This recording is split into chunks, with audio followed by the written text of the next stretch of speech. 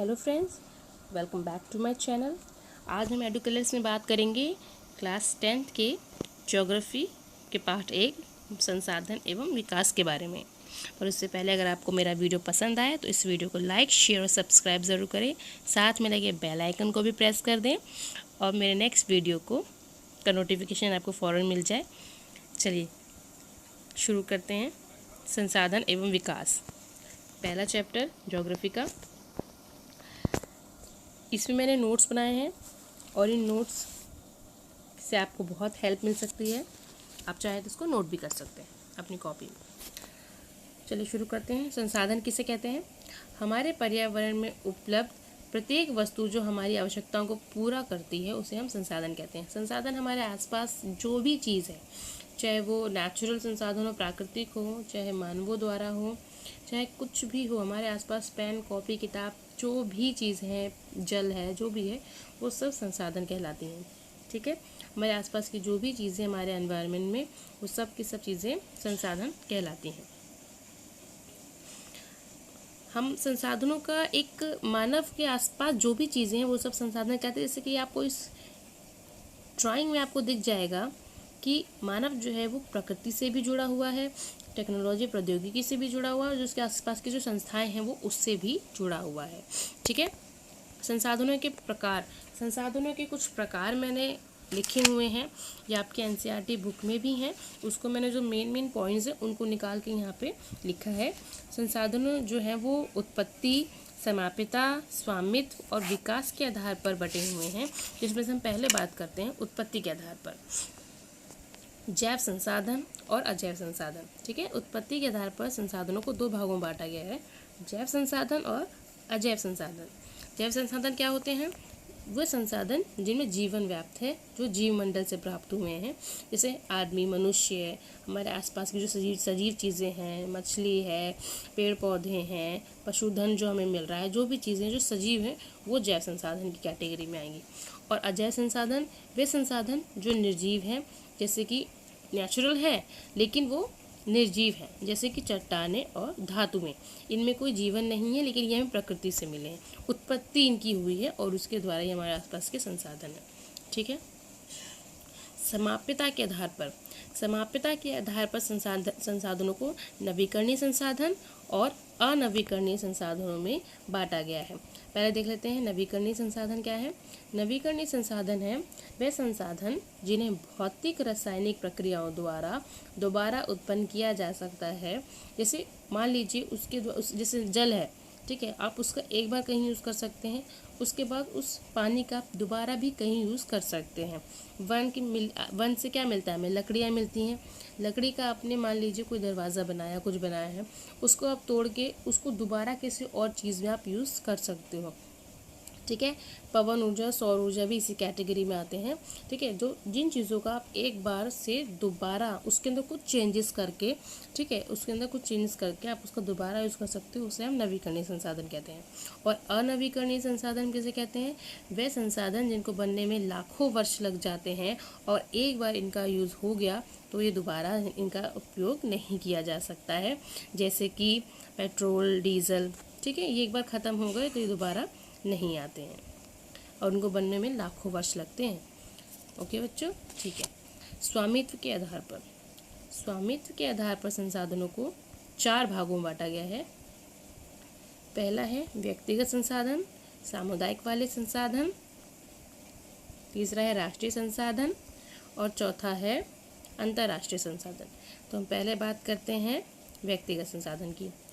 जैसे कि कुछ लोगों के पास खुद की ज़मीन होती है, जैसे गांव में बहुत सारे लोगों के पास उनके खुद के बड़े बड़े वो भूस्वामी होते हैं, उनके पास बहुत सारे लैंड होते हैं, लोगों के अपने बाग होते हैं, तालाब होते हैं, वो खुद के मालिक होते हैं इन चीज़ों के, तो वो उनकी व्यक्तिगत संपत्ति हो गई, तो ये उनके व्यक्तिगत संसाधन हो गए। ठीक है, अब स्वामित्व वाले संसाधन, जैसे मान लीजिए कोई पार्क है, कोई शमशान घाट है, कोई सार्वजनिक पार्क है, तालाब है, भूमि है, पिकनिक स्थल है, खेल का मैदान है, तो इस पे किसी एक का अधिकार तो है नहीं। ठीक है, गवर्नमेंट ने बनाए हैं और ये सबके लिए हैं, तो ये सबके लिए हैं, तो ये सामुदायिक हो गए। ठीक है, तो सामुदायिक स्वामित्व वाले संसाधन हो गए। अगर आपको उसमें कुछ भी समझ में ना आए तो आप मुझे कमेंट में बता दीजिएगा, मैं आपको कमेंट में उसका आंसर दे दूँगी। ठीक है, चलिए थर्ड इसका पॉइंट है राष्ट्रीय संसाधन। देश में पाए जाने वाले सारे संसाधन राष्ट्रीय संसाधन हैं। जैसे शहरी विकास प्राधिकरणों को सरकार ने भूमि अधिग्रहण का अधिकार दिया हुआ है। जैसे आपने PWD या CPWD का नाम सुना होगा, या उनको जैसे मान लीजिए जैसे रेलवे ट्रैक्स है, रेलवे ट्रैक्स कहाँ बने हैं? किसी की ज़मीन पे तो बने हैं। अब इतने लंबे लंबे ट्रैक्स बने हैं, क्या वो सारी सरकार की है? नहीं, लेकिन उनको पहले किसी से ख़रीदा जाता है, लिया जाता है, उसके बाद उन पर रेलवे ट्रैक्स बनाए जाते हैं। तो वो जो ज़मीन है, वो जब सरकार ने किसी से ली है, उसका अधिकार अब सरकार ने अपने अंदर कर लिया है, तो वो जो ज़मीन है वो आप राष्ट्रीय संसाधन की कैटेगरी में आती है। जितने भी हमारे जल संसाधन हैं, वन है, खनिज पदार्थ हैं, हमारी सीमा के अंदर जितनी भी भूमि है, ये सब जो चीज़ें हैं ये किस कैटेगरी में आती हैं? ये सारी राष्ट्रीय संसाधन की कैटेगरी में आती हैं। इसके अलावा जो महासागरीय क्षेत्र है उसके 22.2 किलोमीटर के जो एरिया है, जो पानी के अंदर का जो एरिया संसाधन है, जितनी भी चीज़ें हैं उन सब पे हमारा अधिकार है, वो हमारे राष्ट्रीय संसाधन की कैटेगरी में आएगा। ओके, अब बात करते हैं अंतर्राष्ट्रीय संसाधन। तट रेखा से 200 समुद्री मील की दूरी से परे खुले महासागरीय संसाधनों पर किसी देश का अधिकार नहीं है। मतलब 200 मील तक तो हमारा है, उसके बाद आगे का जो एरिया है उस पर हमारा अधिकार नहीं है, वो अंतर्राष्ट्रीय कैटेगरी में आ गए।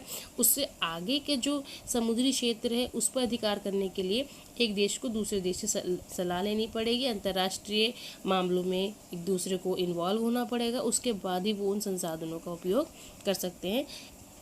अपनी मर्जी से वो उन संसाधनों का उपयोग नहीं कर सकते। ठीक है, आगे बढ़ते हैं। विकास के स्तर पर आधार पर कैटेगरी जो इसका हमने बनाई है, तो इसके भी 4 कैटेगरी बनाई है: संभावित संसाधन, विकसित संसाधन, भंडार और संचित कोष। अभी बात करते हैं संभावित संसाधन की। ये वह संसाधन है जो किसी प्रदेश में है परंतु इनका उपयोग नहीं किया गया है। एग्जाम्पल के लिए जैसे गुजरात में पवन और सौर ऊर्जा की बहुत संभावनाएं हैं। इंडिया में जैसे बहुत संभावनाएं हैं कि इन पे काम किया जा सकता है, इन संसाधनों का उपयोग किया जा सकता है, परंतु अब इसका विकास ठीक तरीके से नहीं हो पाया है, इसलिए ये संभावित संसाधन की कैटेगरी में आते हैं। विकसित संसाधन जैसे कि वो संसाधन जिनका ऑब्जर्वेशन किया जा चुका है, जिनकी गुणवत्ता भी अच्छी है और ये विकसित संसाधन कैटेगरी में आ चुके, इनका यूज़ हम कर सकते हैं। भंडार पर्यावरण में उपलब्ध वह पदार्थ जो मानव की ज़रूरतें पूरा कर सकते हैं, परंतु हमारे पास कुछ अच्छी टेक्नोलॉजी नहीं है जिसका हम उन भंडारों को लोगों तक पहुंचा सकें। अच्छी टेक्नोलॉजी की कमी की वजह से हम बहुत सारे भंडारों का उपयोग नहीं कर सकते हैं। जैसे कि मान लीजिए जल है, वो ऑक्सीजन और हाइड्रोजन से मिलके बनता है, तो जो हाइड्रोजन है वो हमारे हाइड्रोजन ऊर्जा के लिए बहुत अच्छा स्रोत है, लेकिन हमारे पास टेक्नोलॉजी इतनी अच्छी नहीं है कि हम हाइड्रोजन ऊर्जा का और अच्छे लेवल पे बना सकें, उसका काम ले सकें। संचित कोष ये संसाधन भंडार का ही हिस्सा है जिन्हें उपलब्ध तकनीकी ज्ञान की सहायता से प्रयोग में लाया जा सकता है, परंतु इनका उपयोग आरंभ नहीं हुआ है। जैसे नदियों से जो जल मिलता है उससे हम विद्युत पैदा कर सकते हैं, परंतु वर्तमान समय में इसका उपयोग सीमित पैमाने पर ही हो रहा है, इसका बहुत ज़्यादा यूज़ नहीं हो रहा है, तो ये संचित कोष में आ जाएगा। अब ये जो टर्म मैंने यहाँ लिखा हुआ है सतत पोषणीय विकास, इसके ऊपर तो क्वेश्चन आता ही आता है, ये बहुत इम्पोर्टेंट टर्म है। ठीक है, सतत पोषणीय विकास, इसका मतलब है कि हम जो भी चीज़ें हम अपने आसपास यूज़ कर रहे हैं, अपने आसपास जैसे मान लीजिए पानी है, बिजली है, पेट्रोल डीजल है, जितनी भी चीज़ें हैं जो पर्यावरण से मिल रही हैं, इनका हमें बिना नुकसान पहुँचाए अपने आने वाली भावी पीढ़ी के लिए इन संसाधनों को हम सुरक्षित रख सकें, ताकि वो भी इनका अच्छे से यूज़ कर सके। सारे संसाधन हम यूज़ कर लेंगे तो फिर आगे वो क्या यूज़ करेंगे, है ना? तो इसलिए हमें ऐसे संसाधनों का यूज़ करना है और इस अच्छे तरीके से यूज़ करना है कि आने वाली पीढ़ी के लिए भी वो बचा रहे। अब भारत में संसाधन नियोजन किस तरीके से किया जा सकता है? कुछ प्लानिंग की है गवर्नमेंट ने कि इस तरीके से हम चीज़ें कर सकते हैं। जैसे कि हम विभिन्न प्रदेशों में संसाधनों की पहचान करके टेबल बना सकते हैं, किस राज्य में हमें कैसे संसाधन मिल रहे हैं, ठीक है ना, और उन संसाधनों को निकालने के लिए क्या टेक्नोलॉजी यूज़ करनी है, क्या स्किल आनी चाहिए, कैसे लोग काम करें, ये सारी चीज़ों की सूची बनानी चाहिए। और संसाधन विकास योजनाओं को, जो हमारे राष्ट्र की विकास योजनाएं, जो हमारे देश में जो डेवलप करने की जो योजनाएं हैं, उसके साथ जोड़ देना चाहिए ताकि इन संसाधनों का ठीक तरीके से नियोजन हो सके। भू संसाधन, जैसे हम बात करेंगे लैंड की, इंडिया एक देखें तो 7वें नंबर पे है लैंड, यानी कि भूमि के क्षेत्रफल के हिसाब से, तो काफ़ी लैंड है इंडिया के पास। यहाँ पर भू आकृति हम देखें तो पर्वत है, पठार है, मैदान है, द्वीप हैं, बहुत सारे अलग अलग विविधताएं हैं इंडिया में, भौगोलिक विविधताएं हैं। कहीं पर्वत हैं तो एक तरफ मैदान है, तो दूसरी तरफ पठार है, तो कहीं मरुस्थलीय क्षेत्र है, तो अलग अलग कैटेगरी है इंडिया में। तो यहाँ पे हम देखते हैं तो भूमि का, इंडिया में भूमि का निम्नीकरण मतलब वो धीरे धीरे खत्म हो रही है या बंजर होती जा रही है। तो ऐसा क्या है कि जो खत्म हो रही है, जिसे हम देखते हैं कि भारत में हम भोजन, मकान और कपड़े की अपनी मूल आवश्यकताओं के लिए 95% जो है वो भाग भूमि से ही प्राप्त करते हैं। जैसे कि हम भोजन प्राप्त करते हैं तो हम खेती करते हैं, खेती कहाँ करते हैं, ज़मीन पे करते हैं। घर कहाँ बनाते हैं, हम ज़मीन पे बनाते हैं। हम कपड़े की यानी कपास की खेती कहाँ करते हैं, हम ज़मीन पे ही करते हैं। तो भूमि जो है वो सबके लिए इम्पॉर्टेंट है, लेकिन हम उसका इस तरीके से मिसयूज़ कर रहे हैं, गलत प्रयोग कर रहे हैं, मानव कार्यकलाप इतने गलत होते जा रहे हैं कि भूमि जो है वो धीरे धीरे खत्म होती जा रही है। इस समय भारत में 13 करोड़ हेक्टेयर भूमि जो है वो निम्नीकृत है, यानी कि उसका बेकार यूज़ हो चुका है, बेकार है वो बिल्कुल। खनन के बाद खादान, जैसे मान लीजिए खनन मतलब होता है खुदाई करना, गहरे खड्डे खोदना, वहाँ से कुछ निकालना। तो इनकी वजह से जब हम खनन करते हैं तो हम खनन के बाद बहुत सारे जगहों को, खाइयों को, मलबों को ऐसे खुला छोड़ देते हैं, ना उसको भर रहे हैं, ना वो किसी आगे के यूज़ में है, तो वो ऐसे ही पड़े हैं कई सालों तक, तो वो भी ख़राब हो गया। ऐसे ही हमारे भारत के जो अन्य राज्य हैं, जैसे झारखंड है, छत्तीसगढ़ है, मध्य प्रदेश, उड़ीसा है, ये जो सेंटर इंडिया और ईस्ट इंडिया के जो थोड़े से राज्य हैं, यहाँ पर वन उन्मूलन बहुत ज़्यादा हो रहा है। खनन वगैरह के कारण, खाइयों और मलबे के कारण इनको खुला छोड़ दिया जाता है, जिससे कि भूमि निम्नीकरण हो रहा है। इसके अलावा सीमेंट उद्योग में चूना पत्थर को पीसने से और मृदा बर्तन उद्योग में चूना सिलगड़ी से जो जब वो बनता है तो वायुमंडल में धूल विसर्जित होती है, उससे भी भूमि निम्नीकरण हो रहा है। तो इसके उपाय क्या हैं जिससे कि भूमि निम्नीकरण ना हो? पहला है कि हम वनारोपण कर सकते हैं, यानी कि पौधों को लगा सकते हैं, चारागाह को कम कर सकते हैं, ठीक है, मतलब चारागाह का उचित प्रबंधन कर सकते हैं, लोगों को चारागाह दें ताकि जो पशुचारण है वो कम से कम हो, हर जगह ना हो, जानवर हर जगह जाके घास खा जाते हैं या फिर एरिया को जो है वो ख़राब कर देते हैं। पेड़ों की रक्षक मेलिका का मतलब होता है ऐसे ऐसे करके चारों तरफ पेड़ों की बाउंड्री से बना दी जाए, जिससे कि भूमि खराब ना हो। पशुचारण यानी जो लोग, जानवर जो हैं, वो पशु जो हैं वो चरते हैं जगहों को, तो बहुत बड़े बड़े मैदानों को वो पूरा खा लेते हैं और ख़राब कर देते हैं, तो भूमि का कटाव होता है उससे। बंजर भूमि के उचित प्रबंधन, खनन नियंत्रण और औद्योगिक जल परिष्करण के बाद विसर्जित करके जल और भूमि प्रदूषण को कम किया जा सकता है। मतलब हम भूमि का उचित प्रबंधन करें, खनन हम किस तरीके से करना है उसको हम बैलेंस करें, और जो फैक्ट्री वगैरह से जो गंदा जल निकल रहा है उसको हम साफ़ करके किस तरीके से दोबारा यूज़ करें, तो इससे हम जो है वो भूमि प्रदूषण को रोक सकते हैं। अब हम आते हैं मृदाओं के ऊपर, ठीक है। मृदा जो है यानी मिट्टी, तो भारत में अलग अलग तरह की मिट्टी हैं, ठीक है। ये एक महत्वपूर्ण नवीकरणीय संसाधन है। ये देखिए, ये नवीकरणीय संसाधन है क्योंकि मिट्टी का यूज़ आप एक जगह से उसको दोबारा किसी और चीज़ में यूज़ कर सकते हो। मिट्टी एक बार यूज़ होकर ख़त्म नहीं हो जाती, उसका आप दोबारा यूज़ कर सकते हो। ये पौधों के विकास के लिए का माध्यम है। ऑब्वियसली पौधों को अगर हम लगाते हैं तो मिट्टी और खाद सबसे ज़्यादा चाहिए, तो मिट्टी तो इम्पॉर्टेंट है ही। तो थोड़ी सी भी यानी 1 सेंटीमीटर मृदा बनने में लाखों वर्ष लग जाते हैं। सोचिए, हम इमेजिन भी नहीं कर सकते, लेकिन देखिए सोचिए सच में ये लाखों वर्ष लग जाते हैं। हम मृदा को उनके रंग, गहराई, गठन, आयु, तत्व और रासायनिक भौतिक गुणों के आधार पर कुछ भागों में बांटते हैं। तो चलिए अब बात करते हैं कि किस किस तरह की मृदा भारत में पाई जाती है। तो सबसे इम्पॉर्टेंट मृदा है वो है जलोढ़ मृदा। सबसे इम्पॉर्टेंट है, भारत के ज़्यादातर क्षेत्रों में यही मृदा पाई जाती है। जैसे कि भारत के उत्तरी मैदान, संपूर्ण उत्तरी भारत में इन मैदानी क्षेत्रों में यही मृदा पाई जाती है। ये 3 नदी तंत्रों यानी कि गंगा, ब्रह्मपुत्र और सिंधु नदी तंत्रों के निक्षेपों से बनी है। वहाँ पर यही जलोढ़ मृदा पाई जाती है और ये बहुत उपजाऊ होती है, और इसका जो एरिया है यहाँ पर बहुत ज़्यादा खेती भी होती है क्योंकि ये काफ़ी उपजाऊ मृदा है। इसके अलावा ये मृदा जो है वो राजस्थान गुजरात तक फैली हुई है। जलोढ़ मृदा 2 प्रकार की होती है, बांगर और खादर। पुरानी जलोढ़ को बांगर और नई जलोढ़ को खादर मृदा कहते हैं। अधिकतर जलोढ़ मृदाएं में पोटास होता है, फास्फोरस होता है और चूना युक्त होती है। और ये किसकी खेती के लिए अच्छी होती है? ये गन्ने की, दाल, दलहन, गेहूं, चावल की खेती के लिए परफेक्ट होती है। ठीक है, आगे बढ़ते हैं। काली मृदा, ये इसके ऊपर क्वेश्चन ज़्यादातर आता है क्योंकि ये कपास की खेती के लिए बहुत इंपॉर्टेंट होती है। ठीक है, इन्हें रेगर मृदाएं भी कहा जाता है। और ये कहाँ पाई जाती हैं? ये महाराष्ट्र, सौराष्ट्र मतलब गुजरात, मालवा, मध्य प्रदेश और छत्तीसगढ़ के पठारी क्षेत्रों में पाई जाती हैं। इसके अंदर नमी होती है और थोड़ी सी चिपचिपी भी होती है। ठीक है, लाल और पीली मृदा, लाल और पीली मृदा जो है वो दक्कन पठार के पूर्वी भाग और दक्षिणी भाग, स्पेशली उड़ीसा, छत्तीसगढ़, मध्य गंगा के मैदान और पश्चिमी घाट पर पाई जाती है। इसका रंग जो है वो लाल कैसे होता है? क्योंकि इनमें रवेदार आग्नेय और रूपांतरित चट्टानों की लोहे की धातु के कारण। और पीला क्यों होता है?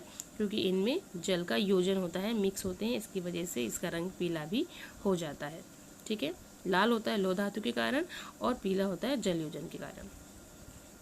लैटेराइट मृदा, ये जो लैटेराइट शब्द है ये ग्रीक भाषा के शब्द लेटर से आया है। लेटर का मतलब होता है ईंट। ठीक है, और ईंट किस तरह से होती है? ईंट को पीस दिया जाए तो इस तरह से। ये अधिकतर दक्षिण राज्यों में, ये स्पेशली उड़ीसा, वेस्ट बंगाल के कुछ भाग और महाराष्ट्र के पश्चिमी घाट, उत्तर पूर्वी भागों में पाई जाती है। इस मृदा से कर्नाटक, केरल, तमिलनाडु में सबसे इम्पोर्टेंट देखिए चाय और कॉफ़ी की खेती के लिए ये क्वेश्चन आ जाता है कि चाय और खेती के लिए कौन सी मृदा अच्छी होती है? तो लैटेराइट मृदा अच्छी होती है, याद कर लीजिएगा। ठीक है, ये तमिलनाडु, आंध्र प्रदेश और केरल की लाल मतलब लैटेराइट मिट्टी जो है वो वहाँ यूज़ होती है। वहाँ पे ये काजू की खेती, क्योंकि केरल जो है वो स्पाइसेस यानी मसालों के लिए बहुत फेमस है और ड्राई फ्रूट्स के लिए भी बहुत फेमस है, तो वहाँ पे इसकी खेती होती है। काजू की खेती के लिए और चाय और कॉफ़ी की खेती के लिए लैटेराइट मृदा इंपॉर्टेंट है। मरुस्थलीय मृदा, नाम से पता चल रहा है, ऐसी मृदा जो मरुस्थलीय क्षेत्र में होती है। इनका रंग जो है वो लाल और भूरा होता है और ये लवणीय मतलब नमक होता है इन मृदाओं में। और ये राजस्थान के पश्चिमी क्षेत्र में पाई जाती है जहाँ मरुस्थल है। वन मृदा उन क्षेत्र में पाई जाती हैं जो पहाड़ी क्षेत्र हैं, पर्वतीय क्षेत्र हैं, जहाँ पर पर्याप्त वर्षा होती है और ये पहाड़ी क्षेत्र में पाई जाती है। नाम से ही पता चल रहा है, आप समझ जाएंगे। मृदा अपरदन और संरक्षण, इसका मतलब है कि मृदा अपरदन का मतलब है मिट्टी का ख़त्म होना। मिट्टी को बनने में सैकड़ों लाखों वर्ष लग रहे हैं, लेकिन ये ख़त्म कितनी आसानी से हो जा रही है। देखिए, मृदा के बहाव व कटाव की प्रक्रिया को मृदा अपरदन कहते हैं। जैसे मान लीजिए आदमी वन काट रहा है, अब वन काट रहा है तो उसने पूरे जंगलों को साफ कर दिया। जो मिट्टी वहाँ वन की वजह से रुकी पड़ी थी अब वो बह गई, नदी बाढ़ आ गई तो वो मिट्टी बह गई। वो मिट्टी बह गई तो फिर उस मिट्टी का कोई यूज़ नहीं है, वहाँ कोई मिट्टी नहीं है, तो वहाँ पर हम कुछ ना खेती कर सकते हैं ना कोई और काम कर सकते हैं। ठीक है, और यहाँ पर भी अति पशुचारण के वजह से भी जो मिट्टी है वो उसका अपरदन हो जाता है। और खनन इत्यादि कुछ 2-4 पॉइंट्स है जो सिमिलर हैं किसी भी भूमि निम्नीकरण या मृदा अपरदन के लिए। प्राकृतिक तत्व जैसे पवन, जैसे बहता जल मृदाओं को काटते हुए गहरी वाहिकाएं बनाता है। जैसे मैंने आपको बताया भी, जो जल है वो अपने साथ मिट्टी को काटते हुए ले जाता है और उसके बाद वहाँ जो भूमि है वो खेती योग्य नहीं रह जाती, क्योंकि वहाँ मिट्टी नहीं बचती। तो वहाँ पे उसे क्या कहते हैं? Bad land. जब मिट्टी नहीं बचेगी तो वहाँ खेती नहीं होगी, तो उस एरिया को बैड लैंड बोला जाता है। ठीक है, पवन द्वारा मैदान से मृदा को उड़ा ले जाने वाली प्रक्रिया को पवन अपरदन कहते हैं। जब हवा आती है तो देखते होंगे आप, अपने साथ धूल मिट्टी उड़ा ले जाती है, तो ये भी इस तरह से भी मृदा जो है वो ख़त्म हो रही है, मिट्टी ख़त्म हो रही है, तो उसे पवन अपरदन कहते हैं। कृषि द्वारा या गलत प्रकार से हल चलाने से भी मृदा जो है वो ख़त्म हो रही है। देखिए, हम सोच भी नहीं सकते, लेकिन किन किन चीज़ों से मिट्टी जो है वो ख़त्म हो रही है। अब इसका संरक्षण क्या है? इसका संरक्षण अगर आप देखें तो मध्य हिमालय में सीढ़ीनुमा कृषि काफ़ी विकसित है। यानी सीढ़ीनुमा कृषि अगर पहाड़ी क्षेत्रों में देखेंगे ना, तो कुछ ऐसे करके सीढ़ीनुमा कृषि की जाती है जो बहुत फेमस है। इससे जो मृदा अपरदन जो है वो नहीं होता। अब पट्टी कृषि के द्वारा स्ट्रिप फार्मिंग, स्ट्रिप फार्मिंग के द्वारा भी मृदा अपरदन को रोका जा सकता है, और रक्षक मेलिकाओं के द्वारा भी। रक्षक मेलिका जैसे मैंने आपको पीछे बताया कि बहुत सारी इस तरीके से आप वन बना दीजिए, खड़े कर दीजिए, और उसके अंदर जो मिट्टी है फिर वो बहाव के कारण, जल बहाव के कारण मिट्टी बहेगी नहीं, और रक्षक मेखलाओं के कारण मिट्टी जो है वो वहीं रहेगी, जिससे कि मृदा का संरक्षण हो जाएगा। ठीक है, तो ये जो क्वेश्चन है ये मैंने ये जो चैप्टर है ये मैंने कंप्लीट कर दिया है। जो मेन पॉइंट्स हैं वो मैंने बता दिए हैं आपको इसमें, और इससे आपको बहुत हेल्प मिलेगी। आप इस पॉइंट्स को लिख सकते हैं, समझ सकते हैं, उसके बाद आप क्वेश्चंस वगैरह अगर आप करेंगे तो आपको बहुत हेल्प मिल जाएगी। ठीक है, तो अगर आपको मेरा ये वीडियो अच्छा लगता है तो इस वीडियो को लाइक, शेयर और सब्सक्राइब ज़रूर करें, साथ में लगे बेल आइकन को भी दबा दें। ठीक है, ओके, थैंक यू।